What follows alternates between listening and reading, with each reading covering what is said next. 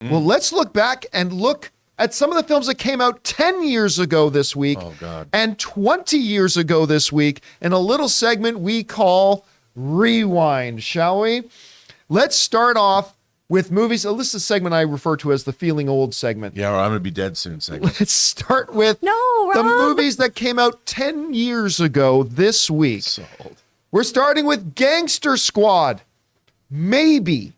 It's definitely in my top 3 of my most disappointing films ever of all time. I am right there with you, man. I was so psychotically excited about this movie.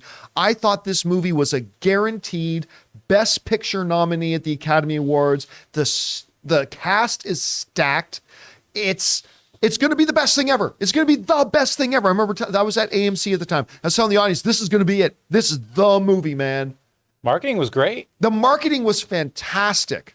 And it is crap. Here comes Santa Claus. It has, check this out again. It has a very generous 30% Rotten Tomatoes, which, hey, it's all subjective. So 30% of the people liked it, and made a box office $105 million. Gangster Squad turns 10 years old this week. All right, next up, we got A Haunted House. Another example of the spoof genre being driven headfirst into the ground. This movie was an unfunny sack of crap. Oh boy, it was bad. And it's too bad too, because you got some really funny people in it. At any rate, 9% Rotten Tomatoes, and it ended up pulling in $60 million. All right, next one up here, The Impossible, which I'm going to tell you what, I really quite like this movie. I love it. This was a movie that I did not think it was marketed well. I wasn't all that excited about it, despite the fact that it had Naomi Watts, Ewan McGregor, all that kind of stuff.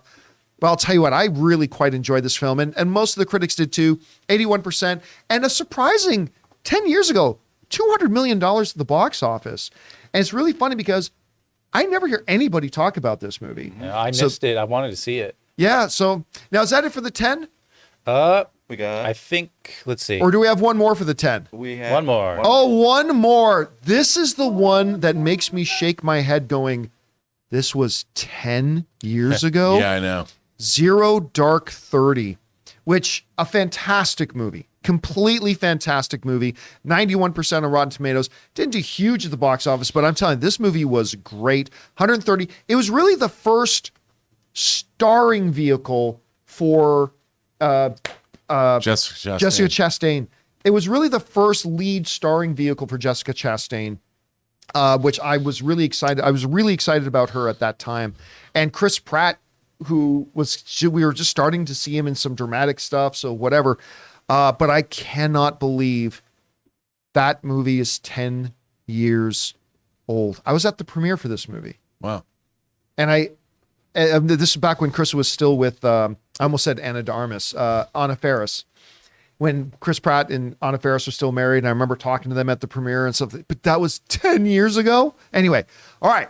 Well, if you think 10 years ago was bad, buckle up, everybody. Let's look at the films turning 20 years old. Oh. Buckle up, buckaroo. Just Married was 20 years ago. Ashton Kutcher, Brittany Murphy, who we all miss. Look, I want to be able to say, this movie wasn't. This was a really bad movie. Anyway, you cut it. It's terrible, but she's perfect. She was perfect. I love her so much. Was. So Just Married. By the way, I don't care. It's a great poster too. I love the poster. It's a very simple poster, but it communicates the spirit of the movie. I love the poster. Anyway, made 20% critic rating, $101 million. Not bad. Also opening 20 years ago, we've got Antoine Fisher, which, directed by Denzel Washington. In the career of Denzel, and everybody this is one that doesn't get brought up a lot. I think this is one of his better movies, to be honest with you. I really enjoyed it. Didn't do huge at the box office, $23 million. This is one it does feel like it was 20 years ago. Mm-hmm. But yeah, 20 years ago. And there's one more, isn't there? Yeah, but I just want to point out, look at the difference here. 20%, $100 million, 78%, $23 million. Just goes to show you. Yeah. But one was a lighthearted comedy that people like to go to the movies to see. And then Narc. A surprisingly good little film. This film's incredible. Yeah, I've with never even Jason heard of Patrick, this. Ray Liotta. Directed by Joe Carnahan, kicking ass. I remember after the sad passing of Ray Liotta, we brought up Narc again. This is an unfortunately overlooked film. And look, nobody went to go see it. $12 million at the box office. This is a criminally overlooked kind of movie. John, can I just tell you that in my collection, Narc is one of the last remaining DVDs. And thanks to Kelvin Wellborn in Australia, it was just put out in Blu-ray in Australia. Oh, wow. And I will own it. So I get to do my little replacement ritual. So, Rob, let's start with you. We're looking at all these films that are turning 10 years old this week and turning 20. Which ones stand out to you? The Impossible is a movie that was a thing I didn't see in the theater. I bought it on disc, brought it home, and it was like 1 o'clock in the morning when I started watching this movie. I don't know why I was so late. A half an hour in, I literally had my knees up and I was crouched behind watch. It was so stressful. First of all, that movie has some of the most convincing flooding effects I have ever seen in my life. I was like, how did they really? And then I went and there was a great video about how they did some of this stuff online. I love this movie. I've never felt so anxious. I don't think ever watching a movie. And it is based on a true story. It's a little Ewan McGregor and Naomi Watts and their son, isn't it? It's Tom Holland. It's baby Tom Holland. Oh, that's right. Yeah, Tom Holland. He was so good in it. And I mean, anybody who's ever stayed at a beach resort will watch this movie and literally you'll get heart palpitations. I mean, it's a genius movie. I probably watched this movie 4 or 5 times since then, and every time I watch it, even though I know it's going to turn out okay, I'm still like, oh my God. It's an incredible. What? What'd he say? The movie's 10 years old. He just spoiled the movie. Well, no, but I mean, the world doesn't end. It's a 10-year-old movie. You know, no, people get wrecked. Don't. And then are we talking about that's 10 years? You want 20? And then Narc. You know, I love Narc. Narc to me was it was Joe Carnahan fulfilling the promise he made with his early movie Blood, Guts, Bullets, and Octane. And it was a real throwback to French Connection and what Friedkin was doing with cop films in the 70s. It's really great. And Ray Liotta and Jason Patrick knocked that out of the park. All right, Chris, we got some movies turning 10, movies turning 20. Any of these really stand out to you? I mean, first, how nice was it last night, though, when Paul Walter Hauser was like, Ray Liotta, stand up for Ray Liotta during the Golden Globes. It was beautiful. I loved that he gave him a little moment in the sun. Gosh, so many of these I did not see, but Zero Dark 30 marked basically when I moved to LA, because that's when all improv teams were making fun of that movie and trying to come up with pithy names for their improv troops of Zero Dark Chocolate and stuff like that. So that one's always just stuck in my brain. And it was when we were first really seeing Chris Pratt, like you were saying, and seeing him kind of outside of doing comedy and everything.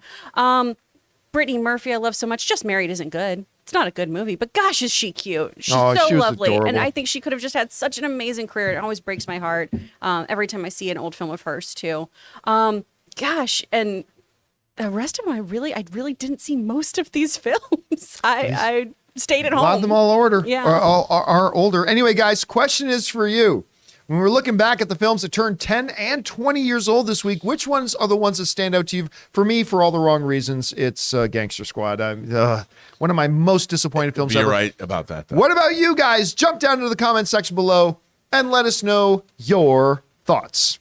Guys, we want to thank a sponsor of this video, Mint Mobile. If saving more and spending less is one of your top goals for 2023, why are you still paying insane amounts of money every month for your phone bill? Switching to Mint Mobile is the easiest way to save money this year. As the first company to sell premium wireless service online only, Mint Mobile lets you order from home and save a ton, with phone plans starting at just $15 a month. Guys, I have told you before that when I was on one of the major phone carriers, I was spending literally 3 times as much every month, and switching to Mint Mobile couldn't have been easier. So for people just looking to save some extra money this year, Mint Mobile offers premium wireless for just $15 a month. All plans come with unlimited talk and text plus high-speed data delivered on the nation's largest 5G network. You can use your own phone with any Mint Mobile plan and switch easily in just minutes with eSIM. To get your new wireless plan for just $15 a month and get the plan shipped to your door for free, go to mintmobile.com/Campea. That's mintmobile.com/Campea. Cut your wireless bill to just $15 a month